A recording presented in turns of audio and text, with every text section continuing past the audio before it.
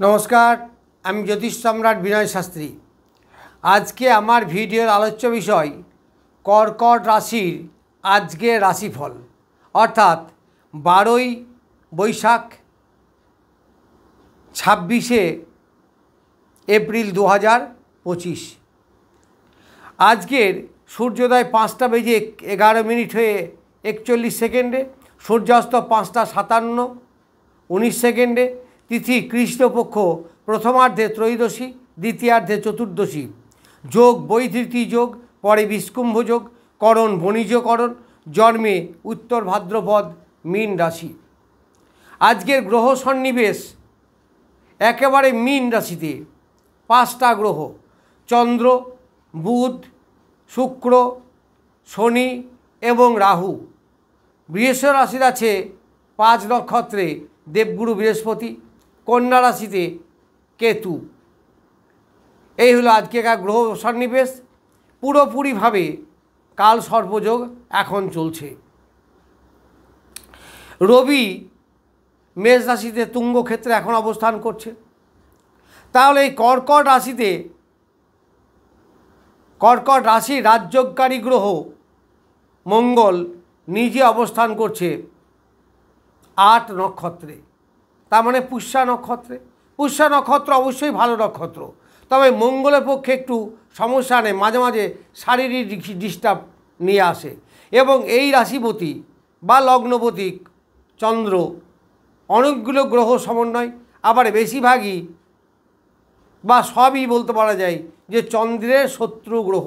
সেই জায়গায় চন্দ্র বসে থাকার জন্য এই জাতকদের শরীর স্বাস্থ্য খুব একটা ভালো যাওয়ার কথা নয়। ঠান্ডা তাত আসতে পারে, মানসিক চাপ, মানসিক টেনশন এইগুলো একটু বাড়তে পারে। শরীরের দিক থেকে যথেষ্ট নজর নেবেন।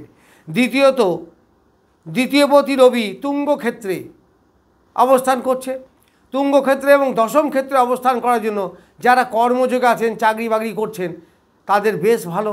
তাদের প্রমোশনেও হতে পারে, বসের সঙ্গে মিলমিশ বাড়তে পারে, অফিসে বা কর্মস্থানে তাদের আনন্দ উপভোগ করতে পারেন, মিলমিশ এইগুলো থাকতে পারে। আবার অনেকে প্রমোশনের যোগ আছে, সেক্ষেত্রেও সেগুলো হতে পারে। এইবার তৃতীয় কেতু বসে আছে। তৃতীয় কেতু এবং অনেকগুলো গ্রহ দৃষ্টি, যার জন্য এখানে যোগাযোগে যেমন কিছু যোগাযোগ ভালো হবে, আবার কিছু কিছু যোগাযোগে একটু ডিস্টার্বও আসতে পারে। তৃতীয় থেকে ভাই বোনের সঙ্গে সমস্যা এইগুলো একটু বাড়তেই পারে, কারণ কেতু বসে আছে প্লাস অনেকগুলো গ্রহের দৃষ্টি আছে। এইগুলো যোগাযোগ, ভাই বোন, আবার ইচ্ছা, ডিজায়ার এইগুলো একটু ডিস্টার্ব করবে। মন মানসিকতা, অলসতা এইগুলো দেখা যাবে। এবার চতুর্থপতি শুক্র তুঙ্গ থাকার জন্য ঘর বাড়ি যারা ক্রয় করতে চাইছেন বা ঘর বাড়ি কেনার যোগাযোগ হতে পারে, নতুন কথাবার্তা হতে পারে, কারো কারো ক্ষেত্রে ক্রয় হতে পারে, যানবাহন কিনতে পারেন, ভালো দিন যানবাহনের ক্ষেত্রে। আবার বলা যায় যে মায়ের শরীর মোরাললেস ভালো থাকবে, কারণ তুঙ্গ ক্ষেত্রে শুক্র বসে আছে, কিন্তু সঙ্গে রাহু এবং শনি থাকার জন্য মায়ের পায়ের দিকে সমস্যা আসতে পারে, পেশিতে টান ধরা, নার্ভের একটু প্রবলেম এইগুলো আসতে পারে। আবার মায়ের একটু উৎকণ্ঠা, টেনশন এইগুলো বাড়তেও পারে। এইবার পঞ্চমপতি মঙ্গল লগ্নে বসে আছে, যার ফলে সন্তানের সঙ্গে তার পিতামাতার ভাব বাড়তে পারে, সম্পর্ক বাড়তে পারে। সন্তান থেকে তার উপকার পিতামাতারা পেতে পারেন, পিতার থেকে উপকার এইগুলো সব পাওয়া যায়। যারা পড়াশুনো করছে তাদের পড়াশুনোর বেশ যোগ ভালো, পড়াশুনো নতুনভাবে ডেভেলপমেন্ট করা। যদি কোনো রেজাল্টের ব্যাপার থাকে ভালো রেজাল্ট হবে, মন মানসিকতা ভালো থাকবে, নতুন প্রেমের জায়গা আসতে পারে, প্রেম প্রীতি এইসব জায়গায় এগিয়ে যেতে পারে।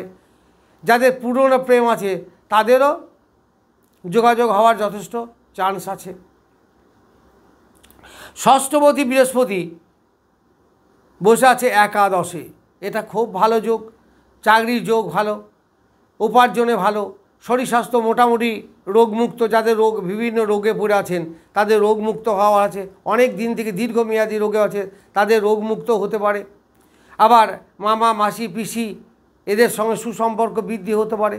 যারা লোন করার জন্য, বাড়ি ঘর করার জন্য লোন নেবো ভাবছেন তারা নিতে পারেন, লোন চাইলেই আপনারা এই সময়ে পেয়ে যাবেন। বাকি শত্রু মুক্ত হওয়ার যথেষ্ট জায়গা, ভালো জায়গা বলা যেতে পারে। এইবার সপ্তমপতি শনি রাহুযুক্ত, চন্দ্রের সঙ্গে বসে আছে, শুক্রযুক্ত, এইসব নানা রকম একটা বিদঘুটে ফলে এখানে যেমন বীজযোগ সরে হচ্ছে তেমনি রাজযোগ আছে। ফলে মাঝে মাঝে সুসম্পর্কর অভাব থাকলেও মতান্তর দেখা দেবে। স্ত্রীর শরীর খারাপ হতে পারে, শরীরে একটু ডিস্টার্ব দেখা দিলেও দিতে পারে আজকের দিনটা। এইবার যাব আমি অষ্টমে। অষ্টমপতিও তাই, অষ্টমপতি নবমে বসে আছে, এটা ভালো, তবে একটু দুর্ঘটনা এইগুলো একটু এড়িয়ে চলবেন। বাবার শরীর খারাপ, অফিসের যাদের বস তার সঙ্গে একটু মনোমালিন্য হলেও হতে পারে, তবে তুঙ্গস্থ রবি আছে তো না হওয়ারই সম্ভাবনা বেশি, কারণ এই কর্কট রাশির দশমস্থ রবি, কর্মস্থানে রবি বসে আছে বলবান হয়ে। এইবার আসবো আমি একাদশে। একাদশে দেবগুরু বৃহস্পতি নিজে বসে আছে, আবার একাদশপতি ক্ষেত্র বিনিময় করে মিনে বৃহস্পতির ঘরে বসে আছে। ফলে একাদশের রেজাল্ট বেশ ভালোই হবে, আয় উন্নতি ভালো হবে, পুরনো কোনো যোগাযোগ হতে পারে, আবার দাদা দিদি এদের সঙ্গে সুসম্পর্ক বৃদ্ধি হতে পারে, বন্ধু থেকে উপকার এইগুলো পেতে পারেন। আবার লটারি ফটারি এই সমস্ত যদি কেটে থাকেন এগুলো কাটতে পারেন, তাদের লাভ আছে। এইবার আমি দ্বাদশপতি বুধ নিচস্থ এবং অনেকগুলি গ্রহ সমন্বয় থাকার জন্য একটু লস, অতিরিক্ত ক্ষয়, ব্যয় বৃদ্ধি এইগুলো দেখা যাবে। এবার আমি একটু বলবো নক্ষত্রকে নিয়ে। যাদের 7 নক্ষত্রে জন্ম, অর্থাৎ পুনর্বসু নক্ষত্র, এই পুনর্বসু নক্ষত্রে যাদের জন্ম তাদের 8 অর্থাৎ 26 নক্ষত্র। 26 নক্ষত্রতে আছে শুক্রদেব, আর কি আছে চন্দ্র লগ্নপতি নিজে বা রাশিপতি নিজে, আবার বুধও বসে আছে। ফলে ব্যবসার মাধ্যমে অর্থ উপার্জন, কিছু সম্পদ বৃদ্ধি, আয় উপার্জন বৃদ্ধি, কোনো অ্যাসেট হওয়া, নতুন কোনো লাক্সারি শৌখিন জিনিসপত্র কেনা, এইগুলো এদের যথেষ্ট ভালো দেখা যাবে। আবার এই 7 নক্ষত্র জন্ম নক্ষত্রে আছে শনি এবং রাহু নিজে, যার ফলে কি হবে, জন্ম নক্ষত্রে যে কোনো অশুভ গ্রহ থাকলেই শরীর ভালো পারমিট করে না। তাছাড়া এখানে বসে আছে নিচস্থ মঙ্গল, আবার এই ঘরের অধিপতি চন্দ্র, ওই শুক্র রাহু শনি ইত্যাদিকে নিয়ে বসে আছে বুধ, যার ফলে শরীরের দিক থেকে কিন্তু ডিস্টার্ব করার যথেষ্ট চান্স আছে।